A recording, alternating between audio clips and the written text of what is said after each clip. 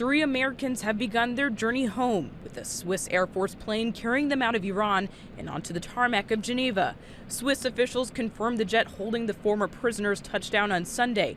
Their release followed delicate diplomatic negotiations that played out in the shadows of a historical nuclear agreement. Washington Post reporter Jason Rezaian, former U.S. Marine Amir Hekmati, and pastor Saeed Abedini are now expected to head to a U.S. Air Force base in Germany. And around the world, the international community is celebrating their homecoming.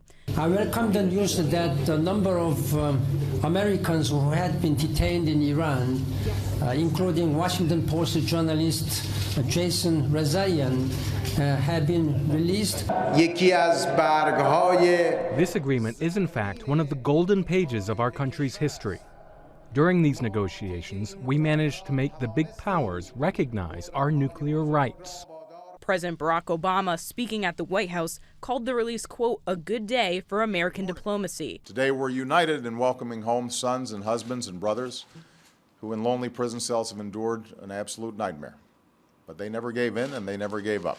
Now, family members of those imprisoned are hopeful for the next phase of their lives as they return home. For having stood for his faith despite tortures and beatings and all the psychological stuff that they were doing to him, he never wavered, he never backed down, and it's something I'm proud of him. And I think really for anyone to be able to stand for what they believe. Ali Rezaian, brother of the once jailed Post reporter, released a statement saying, quote, Jason's release has brought indescribable relief and joy to our family. This nightmare is approaching an end. And on behalf of the Hekmati family, Representative Dan Kildee of Michigan says the family is grateful for the release of the former Marine. Today has been a long time in coming for those of us in Flint who have been working to secure the release of Amir Hekmati. While this weekend marks a milestone in U.S.-Iranian relations, Obama acknowledged the profound differences that remain.